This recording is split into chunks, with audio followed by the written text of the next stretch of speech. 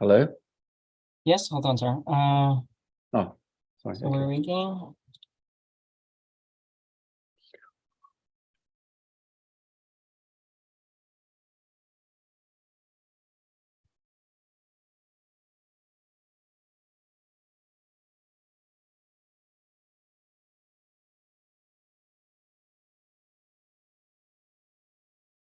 Okay, and we're back live.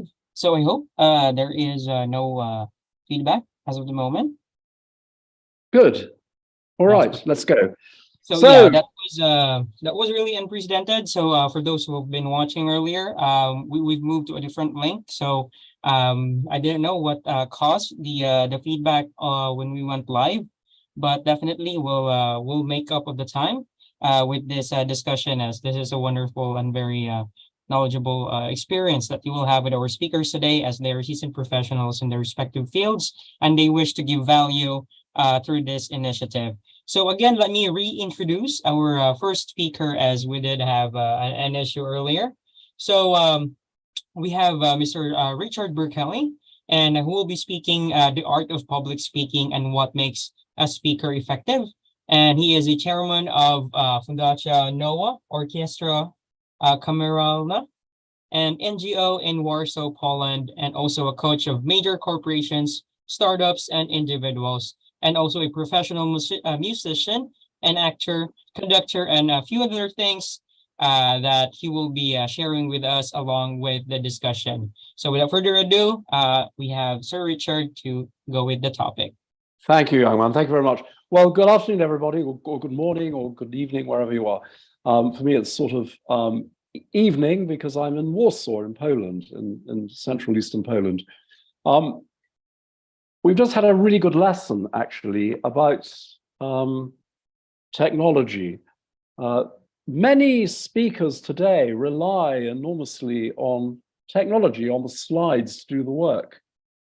And what we must all remember is that the slide doesn't do the work, we do the work. We must be able to do any presentation we're going to give without technology. The technology is simply there. The slides or whatever we're using our computer to do is only there in support. And when things go wrong with technology, and they do, if you're presenting or you're making a speech of any sort, it really undermines you when the technology doesn't perform. You feel nervous, you lose your place, you actually quite often you lose your purpose too. So the great thing is when you're preparing a pitch or a speech of any sort, to do it without the technology in mind. The technology is the second backup, or the backup rather. Now, what do we need to do as public speakers? Now, when I say public speakers, I mean you could be in school making a speech about something, you could be in university, you could be in business. And I think you'll find that if you're in business, you have been to many, many presentations, and you've come out asking yourself, why was I there? What on earth was all that about? Did I miss something? Now, put up your hand if you've been in that situation. I can't see your hand, so it doesn't make any difference. But just imagine, you've been in presentations and you just don't know what it's about. You don't know why you're there. You don't know what the purpose of it all is. Now, is that because you, as a member of the audience, are not very bright, or you didn't come properly prepared, or perhaps you're just having an off day? Or is it because the speaker, him or herself, or themselves, I suppose, hasn't done their homework? Because, the first great motivation and the biggest tool we have for getting over nervousness when we're making presentations, and everybody gets a bit nervous, but the best tool we've got is to have some good news. Every speech, every presentation must have a purpose, and at the end of it, the audience must feel better off. They must feel that they've gained something, or a door has been opened to them, or something has been made easier in their understanding, and that there's a vision for them to work towards when they leave the room. I often think that presentations really begin when the audience leaves the room. Yes, somebody's put up a hand. Yes, it was me. So actually, I wanted to ask, what makes you more nervous, if you know the audience, or it's the first time you meeting your audience? It doesn't really matter, actually. But what matters is the content. What matters is what you've got to say to them. And if you've got some good news, it doesn't matter how difficult a subject is. It doesn't matter how unapproachable, in a sense, the subject is. It is your job to make it understandable, to make it easier, and to give the audience a benefit. Now, what often happens is people think that all they have to do is to dump information, to make, just give information to the audience and they will work out what they're supposed to do with it. That's not the way it works. You can dump as much information on top of an audience as you like, but if you don't tell them also why they should be interested in it and how they can use this information and how it's going to make things clearer for them or easier to understand or valuable, then you may as well just pack up and go home. So if you have an audience that you don't know, or you have an audience that you do know, you've still got to have at the back of your mind this idea, that this sense of duty that you have got to give the audience something of value. Not something of value in your terms, but something of value in their terms. So you have to think what it's like to be in the audience. You have to think what it's like to have you talk to them. And that's quite difficult, really, isn't it? And of course, we live in a world which is actually not very empathetic very often. So we tend to sort of think, well, if I just tell them everything they need to know, that'll be great. But you have to be able to give people what they need to know in a way that they want to swallow, in a way that they want to use, in a way that's going to motivate them to make use of the information you've given them. And when you do that, you have to look to the advantages. So whatever your audience, whoever your audience is, however well you know them, they will look forward to seeing you again if they know that every time they see you, you give them something that is of benefit, that they can use, that makes them feel better about themselves, that they can use as soon as they leave the room. Whatever it may be, there has to be something there. Now, I've been to all sorts of presentations from great consulting companies, politicians, whatever.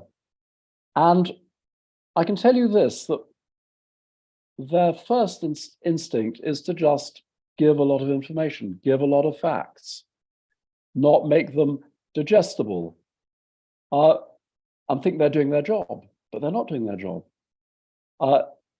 When you tell them, come on, you've got to put this in a way that people really want to hear, that's really going to be useful. You have to think it through. Why should I give them this piece of information? How is it going to help them? How can I help them to understand how it's going to help them? Then, actually, you as a speaker completely transform your relationship with the audience. And that's encouraging for you as a speaker. Now, one of the things that's very overlooked often for speakers is what we call body language. Now, body language is something we have to be very careful about when we use it, because I'm sure if I asked you what you mean by what you mean by body language, you'll probably say, oh, where you put your hands, where you're looking, whether you're looking comfortable. Is that right? But in fact, body language is much more profound than that, because the way we read other people is we look at them and then we sort of reflect on ourselves how that person is feeling by the way they're moving, by the way they're breathing. Now, what's remarkable today is that although every one of us breathes, otherwise we wouldn't be sitting in front of our computers listening to me gabbling on, breathing is fundamental to life, but that doesn't mean we do it properly. We learn in life to do things by copying. You know, the baby wants to walk because it sees adults and other people moving around on their legs. It wants to do that too because it's much better than crawling. But it doesn't mean to say that the way the baby learns to walk is the right way. The person he's or she or they are learning from may not walk very well at all. But they're still walking. And if you said to them, you don't walk properly, they'd probably be very offended. But the fact is, if you look at people walking down the street, many people walk in very peculiar ways, ways that, you know, our bodies were not designed to do. And the same as with breathing. And breathing really affects our body language. Now, most people breathe. If I asked you now, let's just try it. I'm going to ask you to breathe very deeply on the count of 3. So I'll go 1, 2, 3, and then I want you to take a deep breath. Do you think you can do that? Not very difficult. Ready? Are you ready? 1, 2, 3. Take a deep breath. And where did the breath go? Upper chest, or did you get fatter around your waist? It went to the chest. It went to the chest. Well, you see, the trouble is that's not the way we breathe. We breathe, actually, the ribs float, they open, they don't pull upwards. If you pull upwards, then in fact you tighten your stomach, and strangely enough, the stomach and the diaphragm, all these lower muscles, are the ones we use for speech and the ones we use for communication. And by communication, I mean the way we look, the way the messages our body gives to other people, which we're not very conscious of. So if we're breathing in the upper chest, like that, we look uncomfortable because we are uncomfortable. We feel restricted because we are restricted, because we've cut ourselves off from the powerhouse, which is the diaphragm and these lower muscles in our body, which are all interrelated. Therefore, we need to learn to breathe. And this is what is meant by body language. It really doesn't matter where you put your hands. It really doesn't matter too much where you're looking. But when you're breathing properly, your hands will naturally follow your speech, because that's why we gesture. We gesture to emphasize a word. It's part of our communication. But the most important thing is that when we breathe properly, not only do we follow the breath looking, we look where we breathe, but we also follow our voice, because our voice carries on air, doesn't it? Without breath, we can't speak. The trouble is we have so many things being thrown at us all the time. We tighten up. We, a bit like headless chickens, we bounce things off our chest. And we tighten our stomach in order to, well, remain in control in some sort of way. But that's not the way we breathe.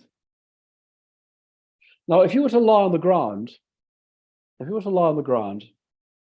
with maybe 2 or 3 books under your head, just a little way off the ground, so you're not lying completely flat on the ground with your chin pointing upwards, and maybe bend your knees so your feet come closer to your body, but you're lying on the ground, and you put your hands on your body as you breathe, you'll be rather surprised to discover that where you're breathing is in your stomach, not in your upper chest. Because when we lie down, we sort of switch off all the defensive mechanisms that we employ when we're standing up, which lock our stomach and the upper part of our body. So we breathe in the shallow part at the top. And this is another lesson to learn, that I say take a deep breath and people go ah, like that. They pull out their chest, so they look as if they're breathing, but they're not.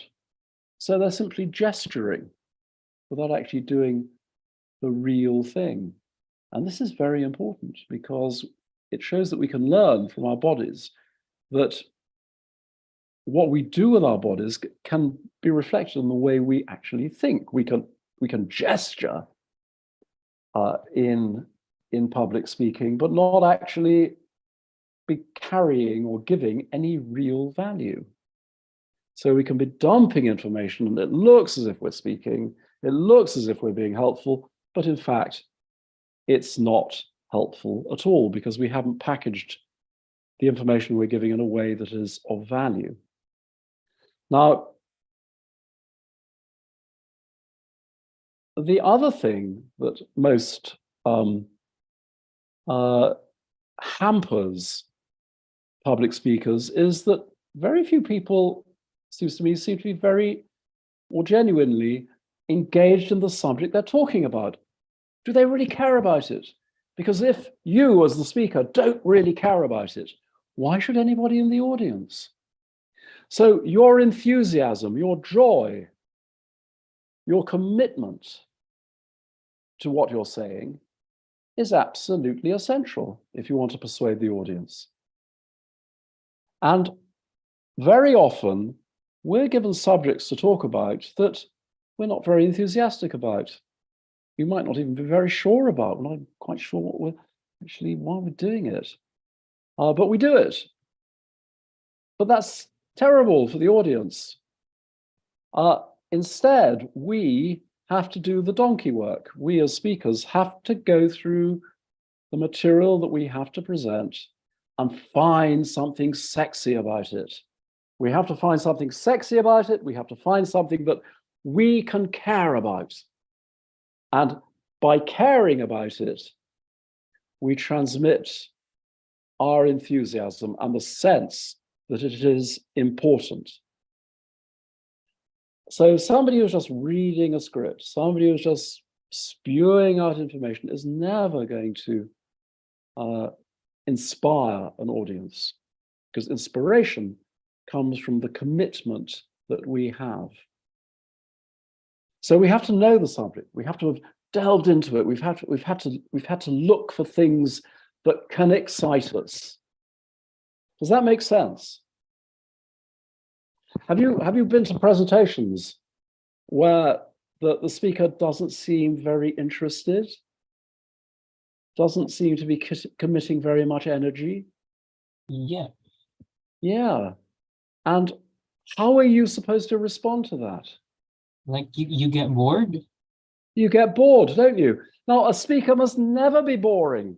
And a speaker is only boring when the speaker hasn't done the groundwork to discover what's exciting about the subject.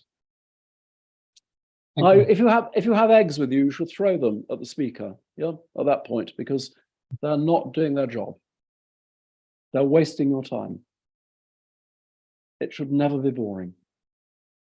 Now, okay, that's a big challenge, isn't it? You have to go out there and you have to find something exciting to say about something that may not be terribly interesting. But you have to make it interesting. You have to make it of vital use and value. And your body language has to reflect that excitement. Now, the energy that we use in our body comes from the way we breathe. And if we're breathing in the wrong place, we're breathing in the top of the chest instead of from the stomach, it's very easy. You just tighten your belt and breathe, put the breath as you breathe in where your belt is, and you'll feel yourself opening and closing. You get fatter and thinner, and that's the way we breathe. We don't breathe up and down, we breathe out and in. And the ribs simply just expand. They sort of expand like that. They expand more at the bottom than at the top. And actually, if I take a deep breath here, you can see that actually my hand hardly moves at all, because the ribs at the bottom are the ones that are moving. You see how they open and close? So they go that way. A bit difficult sitting down in front of a camera, but never mind. So commitment, energy comes from going into the subject, finding something of value, finding something that your audience can go away with and think, wow, that was useful. I'm going to do that right now. Then people will ask you to come again and again. Then people will come up to you afterwards and they'll ask you questions. They won't just run away out of the room. Thank God that's over. Then your kudos goes up. Because if you can give people things of value, things that are going to make their lives a bit easier or even change their lives, sometimes it's possible, they look to you as an authority. They look to you as someone to turn to. And this raises your status. You get back a lot. The more you give in a presentation, the more you get back. And that getting back actually ultimately becomes a quantifiable, monetizable quality, doesn't it? Because if you show yourself to be competent, empowering, approachable, then your value goes up. What do we think of that? Well, yeah, that actually applies, because like they will look for more exciting things from you. Like they will look forward to the next things that you will be talking about. Yes, they will. But the thing for you is that then every presentation becomes a moment, a possibility to show your skills, to show your value. It's not an ordeal. It's not something, oh God, I gotta make this presentation. I don't want to do it. I don't want to say, I'll just go and do it, you know. No, you're out there. You're in the spotlight. You can perform. You can give. You can raise your value. You can be seen to be somebody who is really worth knowing and having in the company or having on the team, of enormous value. People get very upset when they have to make presentations. They get nervous and they get negative, but they don't realize that actually it's a huge opportunity to show your value and impress other people and to enrich other people, which is something that I think we should all be doing, shouldn't we? Yeah, yes, agree. Like not everyone is given a chance to talk out what they have, actually. So No, that's true. That's true. But every opportunity to make a presentation should be seen as an opportunity to show your value. And then you're motivated. You have a real motivation there because you're both helping other people to understand and you're helping yourself to gain respect. exactly. Exactly. Oh, So let's be yeah. positive about public speaking. Definitely. So it's a good learning. It's a good thing. Like yeah, it's an information about public speaking that's there, but it's not oftenly talked about. Thank you so much for That's a pleasure. breaking That's a down. pleasure. All right. Is that about everything? And anything else you'd like to add forward or? Well, of course, you have to learn how to speak, don't you? And many people think that the microphone does the work for you, but the microphone only amplifies what's coming out of your mouth. So, you know, you have to practice a presentation. You have to practice saying it out loud and saying it clearly, and just using a tape recorder, or I mean, a recording machine of some sort, so you can hear yourself project, hear the energy in your voice. Is very important. It's an extraordinarily valuable tool. You probably know that the lower you speak, the more authority you gain. But one of the problems is that the external pressure, the competitive pressure that we feel coming from other people, makes us contract, which is why we breathe in the upper chest. We pull in to protect ourselves unconsciously, but that has an effect on the way we speak. It makes our voice go higher. Now, what happens, and you hear this very often in America, is you hear people actually divoicing. They divoice completely. So, and women do it very much. They speak very high and they have this croaky voice, which is very, very difficult to follow because, you know, there is no expression in it. It hurts to hear. And that's why, actually, if you're going to make presentations, you have to think about the way you speak. You have to think about the tone of voice you use. You have to think about even having voice lessons to get your voice open, to get it articulate and expressive and powerful, because people are moved by voices.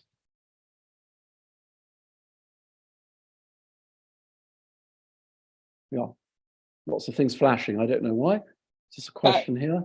Yes. Oh, as a public speaker addressing a diverse group of audience with diverse attention span, interests, and subconsciously switching off and on, how do you make sure that you keep maintaining audience attention?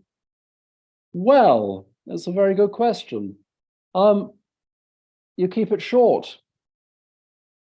You don't overload people. You don't give them more than they can take in. You give them breaks. You change the mediums you're using, so you're not center stage all the time. Get them involved in discussion. Ask them questions. Turn the tables onto them and get them to even explain to each other what it is you're talking about. It's very important for you to do that, actually, because if the information is just going one way from you, you can never be absolutely sure if people are understanding, taking it all in. Ask questions, see what they know, see where they are. And then it changes the atmosphere in the room. Also, you know, I don't know if you have to speak for very long periods, but the more variety you can bring, the better. Also be light-hearted about things, you know, have some good stories. People love stories that actually illustrate what it is you're talking about, putting things into a human dimension. Very often, I mean, particularly financial people, legal people, like to talk in theoretical terms. Most people don't deal too well with theory. They like a human story in which the theory is put into practice. And I mean, for example, I was working with some accountants the other day, and they were talking about figures, and I'm not very good at figures. And I said, but what's the human story behind these figures? And at first they seemed a bit sort of lost, to be quite honest, you know, because that's not the way they explain things. But then they told me about this factory that had been privatized in Eastern Europe, and it had been bought out by some people who actually worked in the factory. They made a sort of workers' cooperative, and they were able to turn this sort of disastrous business round into something that was extremely profitable. Now, putting flesh onto the figures, getting the story, which took, I don't know, 5 minutes, 8 minutes to tell, was so interesting. It even actually, I have to say, for some of the other accountants in the room who didn't know what the figures were about, they were just dealing theoretically. But it was completely transforming the atmosphere in the room. So stories, you know, even use jokes if you want, you know, to sometimes to lighten the atmosphere. Looking at things from other points of view. I often feel, particularly with startups, that the innovator has only looked at from one angle of a topic, of the subject. Much better to look 360 degrees if you can.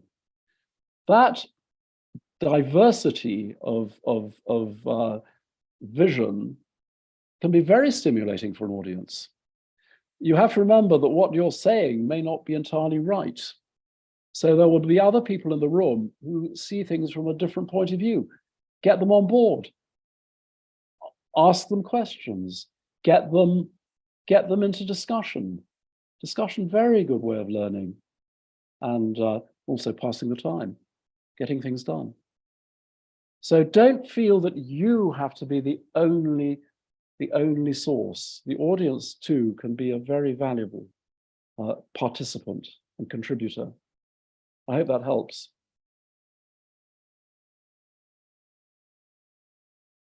All Right. that. Well, yeah, Shiva, you can put it in chat if that takes care of the query that you have. Then we can move to the next topic.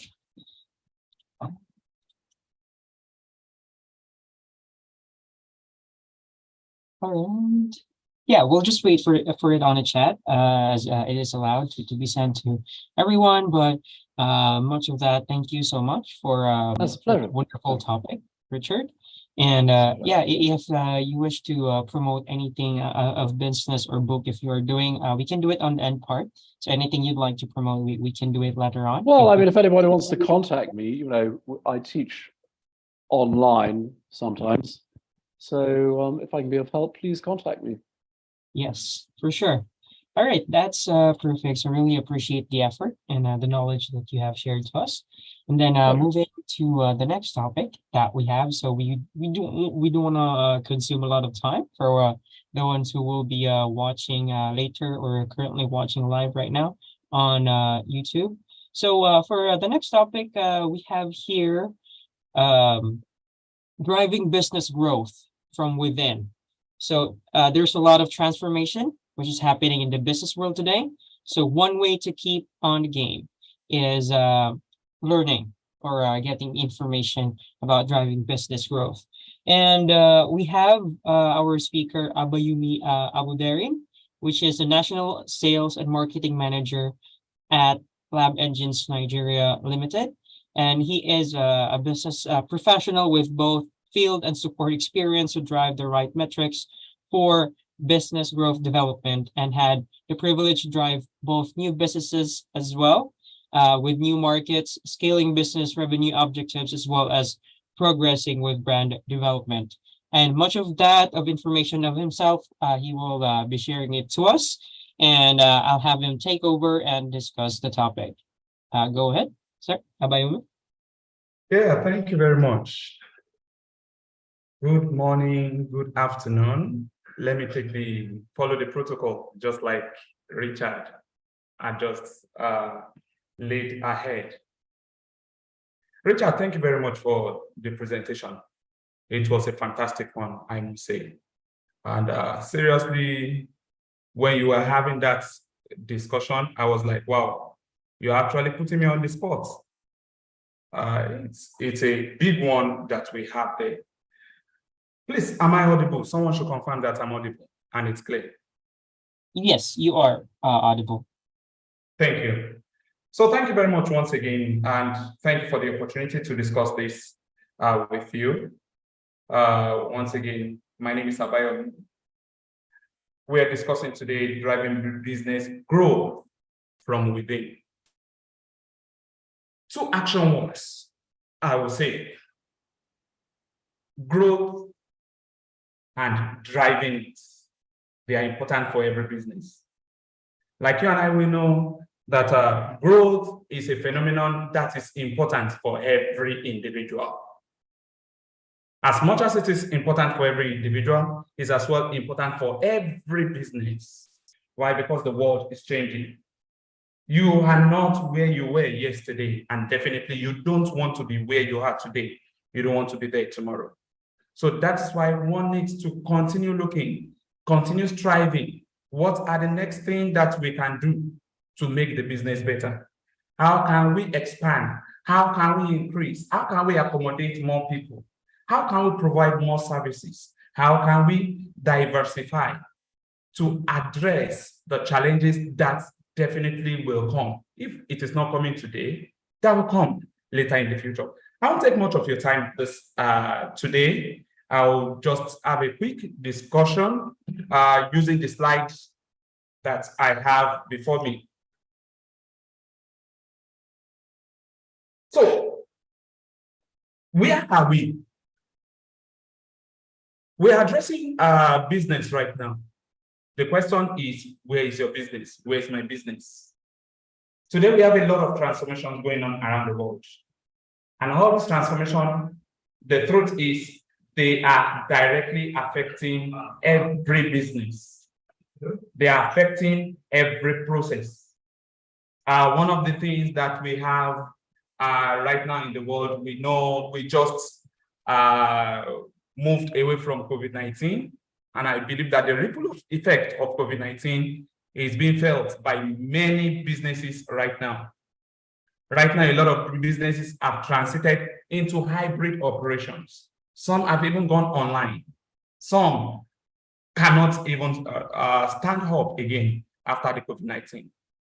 Not to talk of the Russia-Ukraine war and a lot of things, both good and the bad. Globalization, automation, and competition. There are a lot of things that are affecting business right now. But in all this, every business needs to still find their niche and stand. And the biggest of them all is the purchasing power of clients. You and I, we agree that when businesses are being affected by purchasing power of their customers, then there is a problem. And when that occurs, what do we have? Crisis. And then many businesses start asking, what is the way out? As of now, there are several means by which we can address this. So I will not say what we are discussing right now is the only option that we have to address our businesses or our business crisis. But right now, we will just be looking at one of the ways to address the crisis that we face in our businesses. The customer is always right. I know that a lot of us, they've sounded this to us several years back.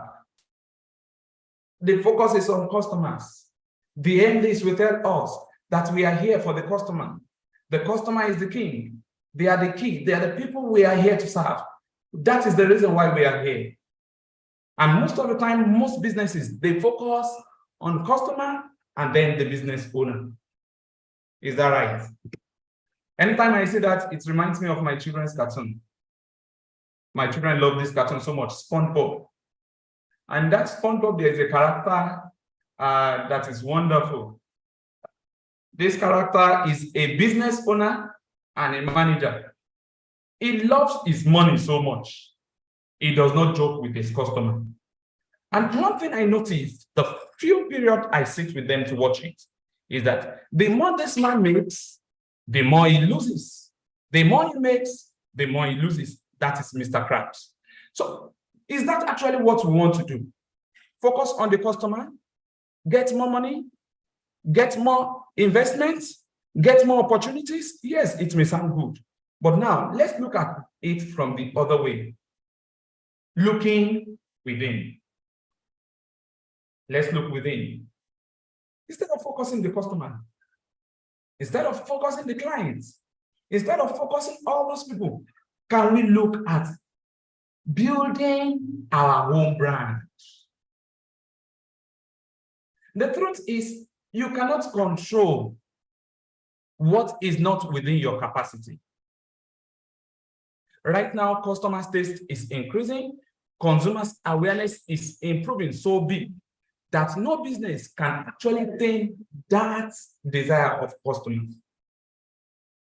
You give them something at 100% right now, they want 200%. When you are providing 500%, they want you to take it to 700%. You can't control that for a long time. But one thing that you can control very well is your own brand.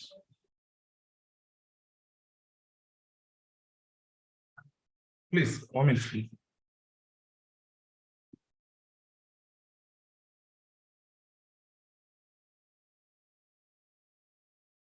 Sorry for that. One thing you can focus, like I was saying, is your brand.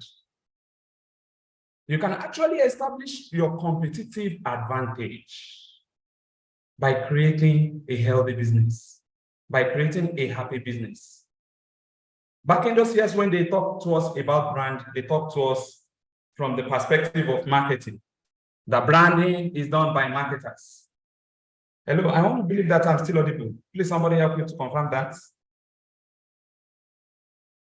Hello? Good, thank you. So before now, they used to tell us that branding is the work of marketers. They are the one in charge of branding. But right now, branding has gone beyond marketers. Branding now involves marketing, customer service, the sales department, HR, every organ of your business. In fact, right now, branding can be defined as every touch point of your business. Even the security man, how he addresses the people that are just passing by that are not customers today is important. How your product is packaged and transported is important. How your salespeople attend to clients is important. So branding is important. Instead of looking at the customer, can we look within? I remember when we were doing the business analytics class, they always tell us that every problem should lead us back into the company itself. Don't look at the economy. Don't look outside. First, look inside. What are the things that we are doing very well that we can improve on? And what are the things that we are not doing so well that we need to change? So it's time for us to start looking within. I want to believe that speaking with our startup right now, small and medium scale businesses, even large scale businesses, conglomerates, we need to start looking within. Look within, review your operations, review your business models. Let us start looking at what can we do to be better than where we were yesterday. We don't need to wait until there's challenge in the economy. We don't need to wait until there's challenge within our system. Let us start it right now. Let us rejig the system. A lot of people, they wait until quarterly, half year, even annual. No, these are processes that we need to look at often, real time. These are things that we need to do, if possible, monthly, if possible, even weekly. So let's look at our branding. Let us look at what we stand for, what we promise. Are we actually living up to it? Don't forget, the weakest link in the chain will determine the weakness of the chain. So let's work on that. As we go on, there's this new phenomenon that we now need to focus. And the phenomenon is the employee is a king. Oh, several business owners will say, employee the king?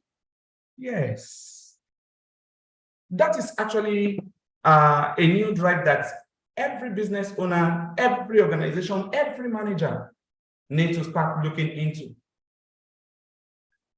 I want to believe that you don't want the man in the middle picture. You don't want him to be in charge of your customer service. Definitely. Or the man on the extreme. You don't want him to be in charge of your sales. Because they will exude bad energies. Dako Bijali, in 2019, he wrote a wonderful article. You can check out the article on LinkedIn. He wrote a wonderful article titled Employee is King, the Customer is a Princess. Also, Richard Branson said that clients do not come first. Employees come first. If you take care of your employees, they will take care of the clients. In fact, where I operate, the question I ask is, how many of the processes does the manager know?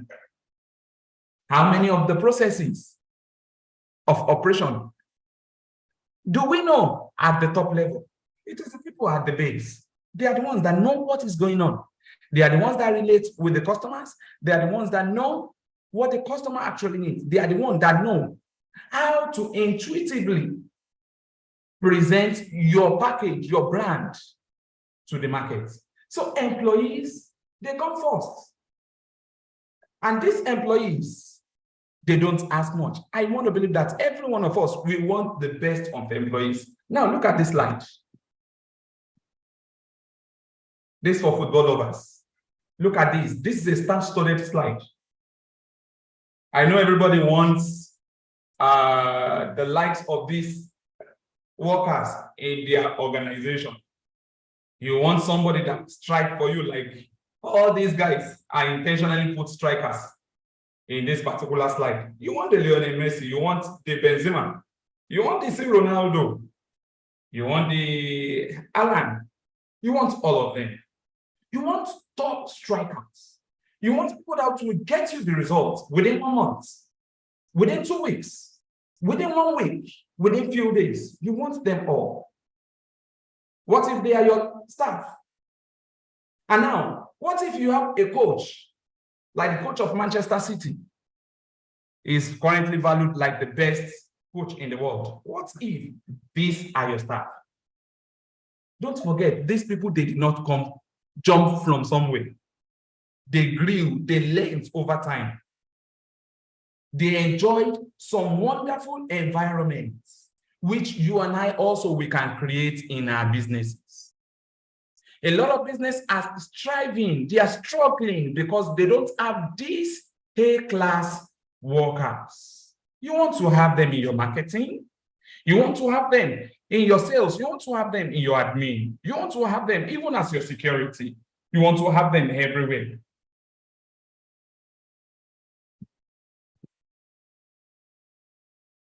So what do you need? You need a set of people. Again, I say happy employees, they translate to happy customers because they attract not only happy customers, but they help happy customers to always return. And happy employees will also lead to viable referrals. I read the story of the world record holder for best sales in the world, Joseph Girard. He worked with Chevrolet dealership. That's why the guy sold over 13,000 vehicles in 14 years with an average of 6 cars per day and 174 vehicles in a month. How did he do it? Simple. Referrals. Referrals. If his business is not good, nobody will refer him.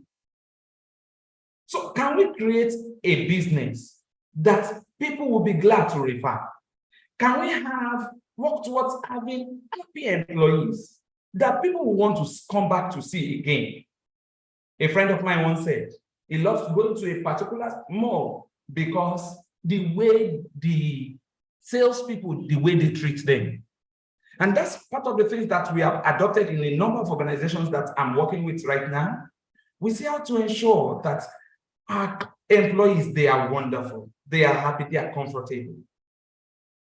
And the funniest part is that to achieve this is not expensive.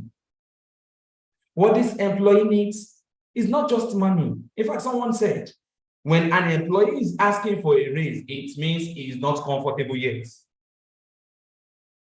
And the question now is, to make him comfortable, do I need to increase his pay? Won't I need to increase his pay? No. The first thing is create a corporate culture of joy and optimism. Let your workplace be a happy place to be.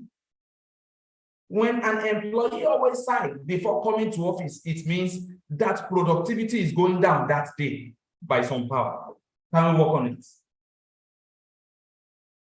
Can we prepare a place where there is a balance between work and leisure time, where we can reduce the stress level for our employee?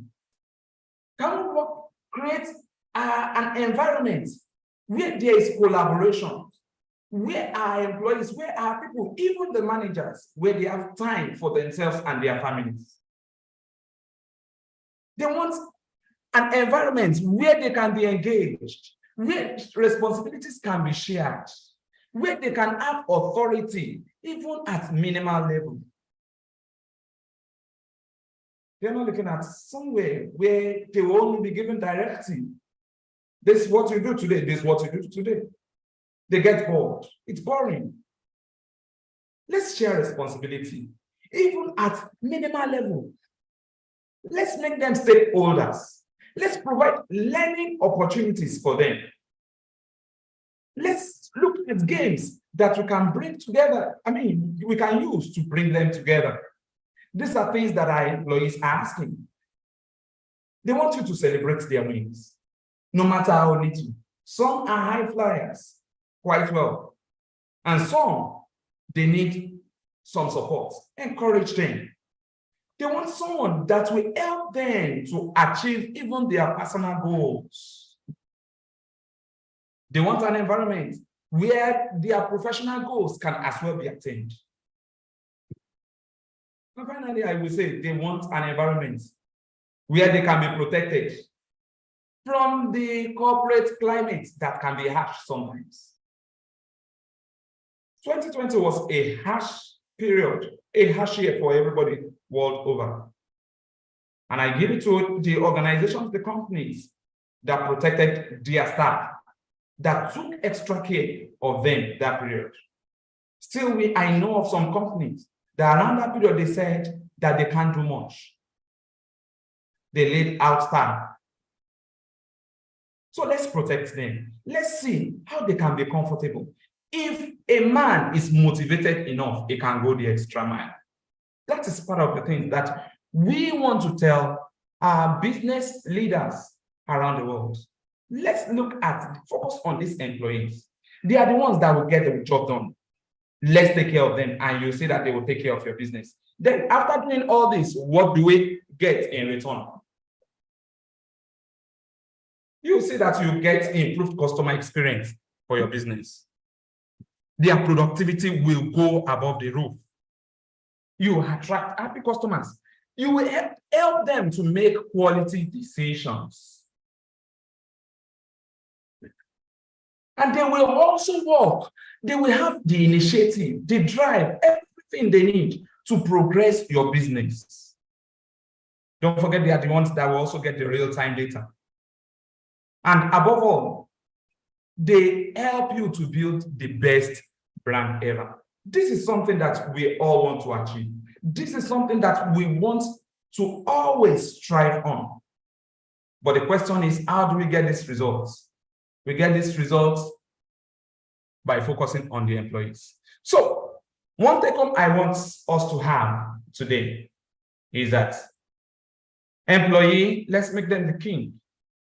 If we attract the best of employee, if you can retain the best of comfortable employee, they will get you the right set of customers.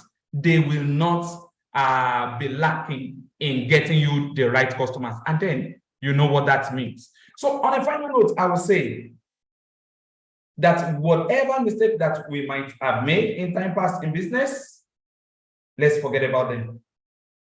Whatever failures we might have had, let's forget about them. Whatever we are doing right now that is not right, let's forget about them.